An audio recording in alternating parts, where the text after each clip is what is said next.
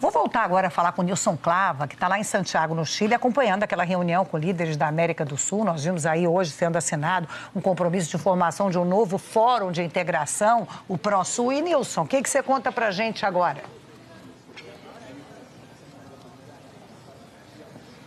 Boa tarde, Maria, a todos que nos acompanham ao vivo aqui no Estúdio I. É uma novidade com relação à Venezuela, Maria, porque o ProSul foi assinado esse documento, por 8 países, só que aqueles países que não consideram ou que não reconhecem oficialmente o Juan Guaidó como autoproclamado presidente interino da Venezuela acabaram não assinando. E o Brasil tem um papel importante também no que diz respeito a essa transição de Nicolás Maduro para Juan Guaidó. E quem comentou sobre isso aqui no Chile foi Eduardo Bolsonaro, deputado federal Eduardo Bolsonaro, que é filho de Jair Bolsonaro e preside a Comissão de Relações Exteriores da Câmara dos Deputados. Numa entrevista ao jornal chileno, La Terceira, ele disse o seguinte quando questionado sobre a atuação brasileira na Venezuela. Repetiu a frase que foi citada pelo presidente americano Donald Trump em encontro com o presidente brasileiro Jair Bolsonaro, de que todas as possibilidades estão sobre a mesa. Quando a repórter insiste no questionamento, ele diz o seguinte, que na opinião pessoal, ou seja, na opinião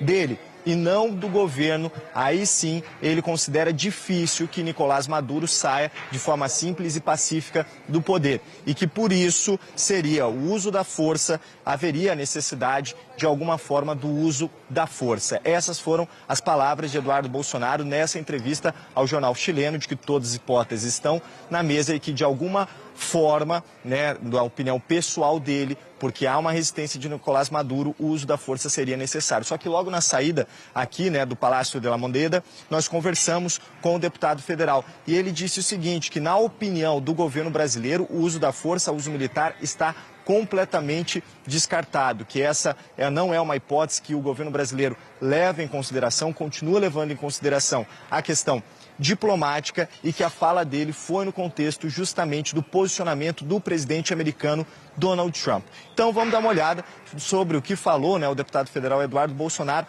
diante do posicionamento brasileiro na Venezuela, nesse impasse e depois dessa reunião aqui com a cúpula dos países sul-americanos. A entrevista para La Terceira, o senhor citou a possibilidade de uso da força. É isso? Não, militarmente está descartado. É o que o Trump fala, que todas as cartas estão na mesa.